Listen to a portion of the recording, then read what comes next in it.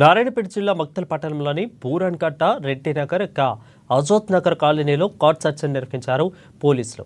సరైన దోపత్రాలు లేని 65 ద్విచక్ర వాహనాలను సీజ్ చేశామని అన్నారు డీఎస్పీ లింగయ్య.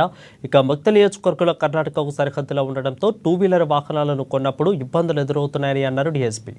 వాహనాలు పాత యజమానుల పేర్ల మీద ఉండడంతో ఏదైనా నేరం జరిగితే నిందితులను పట్టుకునేందుకు ఇబ్బందులు ఎదురవుతున్నాయని తెలిపారు. ప్రజల శ్రేయస్సు కొరకే కార్డన్ సెర్చ్ నిర్వహించామని అన్నారు డీఎస్పీ. 5:30 నుంచి మక్తల్ పట్టణంలో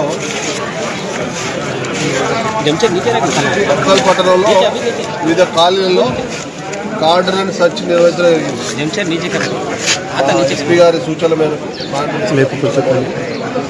కార్డన్ సెర్చ్ అంటే మా ఇల్లులో భాగంగా కార్డన్ సెర్చ్ నిర్వహించడం జరిగింది. దీంట్లో ఆల్మోస్ట్ ఆల్ నేను డిఎస్పీ నాతో పాటుగా మా సిఐస్ అండ్ ఎస్ఐస్ మొత్తం ఒక 75 మంది సిబ్బంది పాల్గొనడం జరిగింది. మా జిల్లా ఫోర్స్ అంతా కూడా 70 మంది సిబ్బంది ఆర్మీ రిజర్వ్ వాళ్ళందరూ కూడా పాల్గొనడం జరిగింది. దీంట్లో ఏంటంటే ఇప్పుడు వీటన్ని చూస్తే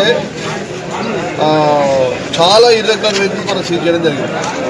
ఆల్మోస్ట్ ఆల్ ఒక 60-70 వెహికల్ సీజ్ చేయడం, 60-65 వెహికల్ సీజ్ చేయడం జరిగింది. దీంట్లో ఏంటంటే ఉదాహరణకు మనకు మక్తలకు మన నారాయణపేట జిల్లాకు మనకు కర్ణాటక బార్డర్ ఉంది. ఉదాహరణకు ఒకటి చూస్తే ఒక వ్యక్తి కర్ణాటక రిజిస్టర్ అయిన వెహికల్ 10 సంవత్సరాల క్రితం కొన్నాడు. కానీ ఇప్పటివరకు ట్రాన్స్ఫర్ లేకుండా అనమాట వెహికల్ అది. ఇప్పటివరకు ఆయన ఇంకా ఇప్పుడు ఆయన అఫెన్స్ అయితే మళ్ళీ మనం కర్ణాటక పట్టుకుంటాం కదా, దానికి ప్రాపర్ డాక్యుమెంట్స్ ఉన్నాం అనమాట.